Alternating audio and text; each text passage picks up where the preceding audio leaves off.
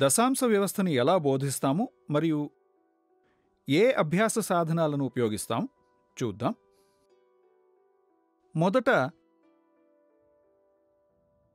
మనం ఈ పసుపు క్యూబులు వీటిని వాడతాం. మనం వీటిని దశాంశ సెట్ ఉంది దాంతో పాటు ఉపయోగిస్తాం. మనకు ఒక పెద్ద పసుపు ముక్క ఉంది మరియు మనకు అలాంటి 10 సమాన ముక్కలు ఉన్నాయి. మనకు అలాంటి 100 సమాన ముక్కలున్నాయి. ఇది దశాంశ సెట్. మనం వాటిని ఒక ట్రేలో ఉంచాము. దశాంశ సెట్ మరియు దశాంశ ట్రే. ఇదొకటి. ఇది కాకుండా మనం ఈ బేస్ 10 బ్లాకులను ఉపయోగిస్తాం. అంటే మనం ఇక్కడ నుంచి ఎలా దశాంశ వ్యవస్థ గురించి పిల్లలకు ఒక ఆలోచన ఇవ్వచ్చు అని చూద్దాం.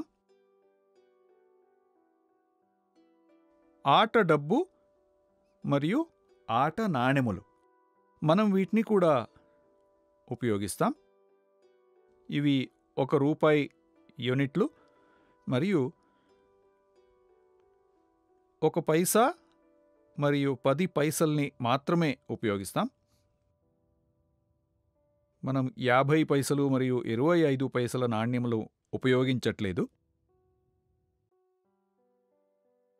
ఆ తరువాత మనం దశాంశ స్థాన విలువ పట్టిక ఉపయోగిస్తాం. దీంట్లో దశాంశ మరియు శతాంశ స్థానాలున్నాయి. మనం వీటిని కూడా ఉపయోగిస్తాం.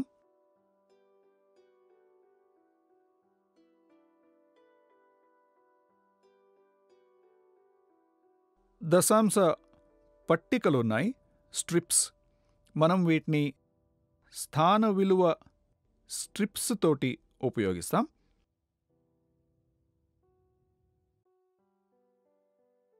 పది, 100, 1000.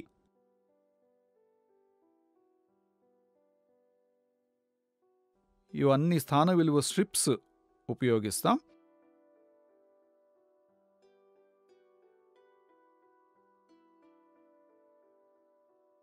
ఈ అభ్యాస సాధనాలన్నీ స్థాన విలువ పట్టిక లేదా స్థాన విలువ మ్యాట్ ఉపయోగించబడతాయి. ఇలాగా ఈ మ్యాట్ను పెట్టండి. సాధారణ సంఖ్యల కోసం ఒక మ్యాట్ ఉంది. మనం ఈ 2 మ్యాట్స్ ఉపయోగించాలి. ముఖ్యంగా బేస్ 10 బ్లాక్ మరియు దశాంశ సెట్ మరియు దశాంశ ట్రే. ఈ 3 బోధనోపకరణాలు మరియు ఆట నాణ్యములు. మనం ఈ మ్యాట్స్ తోటి స్థానం ఉపయోగిస్తాం. ఇప్పుడు మనం ఒక చిన్న సమస్యను తీసుకుందాం. కొన్ని పసుపు క్యూబులున్నాయి, యూనిట్ల క్యూబులు. ఇక్కడ కొన్ని ఉన్నాయి. నేను ఇంకా కొన్ని చేర్చుతాను. ఇక్కడ ఎన్ని ఉన్నాయో నాకు తెలీదు. కానీ నేను లెక్క పెడితే ఎన్ని ఉన్నాయో తెలుస్తుంది. ఇప్పుడు దశాంశ వ్యవస్థను మనం కనుగోలేదు. భారతీయులు దీన్ని కనుగొన్నారు. మనకు దశాంశ వ్యవస్థ లేకపోతే ఏం జరుగుండేది? దాని గురించి ఆలోచించండి. ఇలాంటి పరిమాణాలు 1000, 2000, 10,000 లేదా కొన్ని కోట్లు ఉండొచ్చు. కానీ లెక్క పెట్టాలంటే నాకు యూనిట్లు మాత్రమే ఉన్నాయి, ఇంకేమీ లేవు. ఈ 10 రాడ్లు లేదా 100ల ప్లేట్ కూడా లేదు, 1000 యొక్క ఘనం కూడా లేదు. అసలు ఏమీ లేదు. దశాంశ వ్యవస్థ లేదు. 200 56 పసుపు క్యూబులు లెక్క పెట్టండి. మీరు ఎంత సమయం తీసుకుంటారు? 5447 లేదా 25380.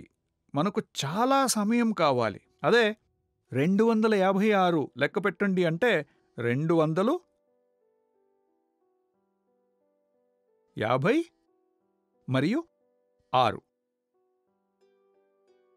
ఎంత త్వరగా లెక్క పెట్టాను చూడండి. పిల్లలకు దశాంశ వ్యవస్థ నచ్చుతుందా? మనం దీనికి ఒక ఉదాహరణ ఇస్తే, మీరు దశాంశ వ్యవస్థను ఇష్టపడితే మీరు దశాంశ సంఖ్యలను ఎలా చూస్తారు? వారిలో మనం ఉత్సుకత సృష్టించాలి. ఒక సమస్య తీసుకుందాం. నాకు ఉన్న 4 స్నేహితులు నాకు కొంత డబ్బు ఇచ్చి చాక్లెట్ కొనమని చెప్పారు. మొత్తం డబ్బు ఖర్చు చేసి చాక్లెట్ కొనుక్కోమన్నారు. నేను షాపుకి వెళ్ళి కొన్నాను. దుకాణదారుడు నాకు ఇన్ని చాక్లెట్ ఇచ్చాడు. 1, 2, 5, 6, 7, 9, 10, 11, 12, 13 చాక్లెట్లు. 1, 2, 3, 4, 5, 6, 7, 8, 9, 10, 11, 12, 13 చాక్లెట్లు ఇచ్చాడు. నేను వాటిని 4 స్నేహితులకు పంచాలి. నేను చాక్లెట్ల కోసం నా డబ్బు ఖర్చు పెట్టలేదు. నా స్నేహితులు డబ్బిచ్చారు, నేను చాక్లెట్లు ఇవ్వాలి. నా స్నేహితులు వేచి ఉన్నారు. నేను తిరిగి వచ్చి వాళ్ళకి చాక్లెట్ ఇస్తాను. ఒక్కొక్కరికి ఎన్ని వస్తుందో చూద్దాం. అందరూ డబ్బులు ఇచ్చారు కాబట్టి నేను సమానంగా పంచాలి. నేను సమానంగా పంచడానికి ప్రయత్నిస్తున్నాను. ప్రతి ఒక్కరికి 1 వచ్చింది.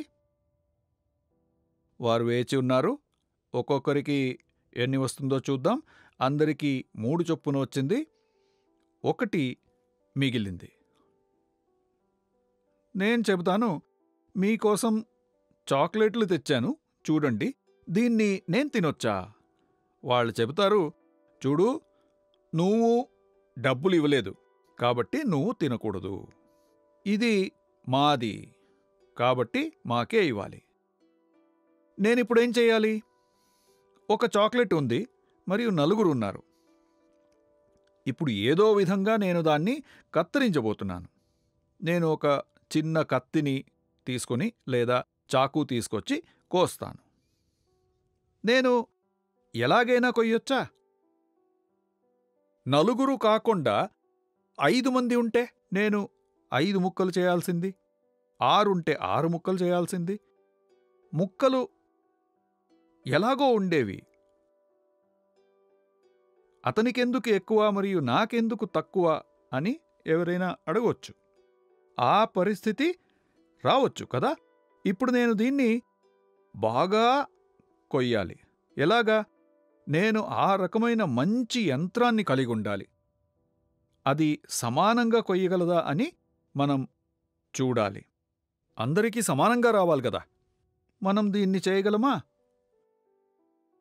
25 మంది ఉంటే, 40 ఉంటే, చూడండి, దీన్ని నేను 100 లేదా 1000 ముక్కలు చేస్తే ఎవరూ చూడలేరు. కానీ నేను దీన్ని కోసి తీరాలి. వారికి ఇచ్చి తీరాలి. నేనేం చెయ్యాలి? నేను నేర్చుకున్న ఏ గణిత భావనను ఉపయోగించగలను? నాకు తెలుసు, 10 యూనిట్లు ఇస్తే నాకు ఇది వస్తుంది. ఇదేంటి? నీలిరంగు రాడ్. అంటే నేను ఇలాంటి 10 యూనిట్లను కలిపి ఉంచాలి. అప్పుడే నాకు ఒక రాడ్ వస్తుంది. ఇది నేను ఇప్పటికే నేర్చుకున్నాను. నేను నేర్చుకున్న దాన్ని ఉపయోగించుకోగలనా అని చూడాలనుకుంటున్నాను. ఈ 10 క్యూబులు ఇచ్చినప్పుడు నాకు ఇది దొరికింది. 10 యూనిట్లున్న రాడ్ వచ్చింది. అదేవిధంగా నా దగ్గర 10 నీలం రంగు రాడ్లు ఉంటే నాకు ఆకుపచ్చ ప్లేట్ వస్తుంది. అదేవిధంగా ఇటువంటి 10 ప్లేట్లు ఇస్తే నాకు 1000 యొక్క యూనిట్లు ఉన్న క్యూబ్ లభిస్తుంది. ఇది నాకు ఇప్పటికే తెలుసు. మనం ఎలా యూనిట్ల నుంచి పదులు మరియు వందలు, వెయ్యలు చేసినట్లే మనం దీన్ని ఖచ్చితంగా చేస్తున్నాము. మనకు ఇప్పటికే దశాంశ పద్ధతి తెలుసు. ఇప్పుడు నేను ఒక యూనిట్ను కత్తిరించాల్సి వచ్చినప్పుడు నేను వాటిని సమూహ చేయడం లేదు, కానీ నేను వాటిని కోస్తున్నాను. నేను 10 ముక్కలుగా చేయొచ్చా? వీటిలో 10 ముక్కలు చేసి ఆ ఒక్క ముక్కలో 10 ముక్కలు చేయాలి. అంటే ఇందులో 100 భాగాలు. అప్పుడు మళ్ళీ వాటిలో ప్రతి ఒక్క ముక్కను 10 ముక్కలు చేయండి. అప్పుడు అది 1000 ముక్కలుగా మారుతుంది. మనం ఎన్ని ముక్కలైనా తయారు చేస్తూ వెళ్ళొచ్చు. ప్రస్తుతం నేను 4కి పంచాలంటే మనం ఇందులో 10 ముక్కలు చేయాలా? మనం ఒక యంత్రాన్ని ఉపయోగించుకొని ఈ క్యూబ్ను ఫ్లాట్గా చేద్దాం. దీన్ని చదును చేసి దాన్ని 10 ముక్కలుగా చేద్దాం. ఎందుకంటే ఇందులో 10 ముక్కలు చూడటానికి చాలా చిన్నవిగా ఉంటాయి. కాబట్టి దాన్ని ఫ్లాట్ మరియు పెద్దగా చేద్దాం, ఒక చపాతీలాగా. నేను దాన్ని ఒక యంత్రంతో చదును చేస్తాను. ఇది ఇప్పుడు ఫ్లాట్ అయ్యింది. ఇప్పుడు ఇది ఇలా ఉంది. అదే యూనిట్ ఇలా ఉంది. నేను దీన్ని 10 ముక్కలుగా చేయగలను. నేను ఈ యూనిట్ యొక్క 10 సమాన ముక్కలను చేయాలనుకుంటున్నాను. ఇది చాలా చిన్నగా కనిపిస్తుంది కాబట్టి నేను పెద్దగా చూపించాను. ఇప్పుడు నేను ఇందులో 10 ముక్కలు చేస్తాను. నేను చేస్తే ఇవి వస్తాయా? 1, 2, 3, 4, 5, 6, 7, 8, 9, 10. ఇవి సమాన ముక్కలు, 10 ముక్కలు. ఈ 13వ భాగాన్ని 10 ముక్కలుగా తయారు చేశాం. దాన్ని చదును చేసి 10 సమాన భాగాలుగా చేశాం. నేను దీన్ని దూరంగా ఉంచుతాను, కానీ ఇది వాస్తవానికి ఇక్కడ ఉంది. నేను దీన్ని 4కి పంచొచ్చా? నేను 2 ఇస్తాను, ఎందుకంటే ఎక్కువ ఉందని నాకు తెలుసు. కాబట్టి ఇప్పుడు నా దగ్గర మరో 2 ముక్కలు మిగిలి ఉన్నాయి. వీటిలో ప్రతి ముక్కను 10 ముక్కలు చేయగలమా? ప్రయత్నిద్దాం. నేను ఎన్ని పొందగలను?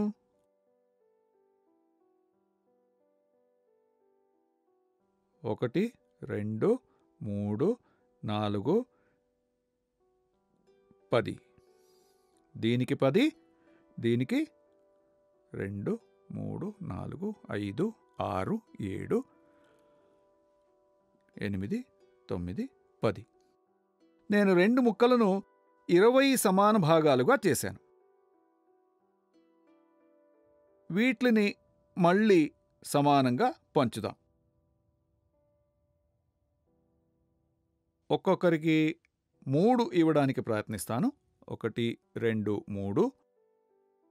ప్రతి ఒక్కళ్ళకి 3 ఇచ్చాను. ఇంకా ఎన్ని ఇవ్వచ్చు? ఒక్కొక్కటే ప్రయత్నిద్దాం. ఇచ్చాను. ఇంకొకటి ఇవ్వచ్చు. ప్రతి ఒక్కళ్ళకి ఎన్ని వచ్చినాయి? ప్రతి ఒక్కళ్ళకి 3 చాక్లెట్లు వచ్చాయి. 3 పూర్తి చాక్లెట్లు. 4వ చాక్లెట్ ఎవరికివ్వాలి అని మనకు సమస్య వచ్చింది. అందరూ డబ్బులిచ్చారు కాబట్టి నేను దాన్ని సమానంగా పంచాల్సొచ్చింది. కాబట్టి 4వ చాక్లెట్ ముక్కలు చేయబడింది. ఆ 4వ చాక్లెట్ లేదా నా వద్ద ఉన్న 13వ చాక్లెట్, వీళ్ళ 4వ చాక్లెట్, ఈ ఒక స్ట్రిప్లో అలాంటి 100 ముక్కలు చేశాము.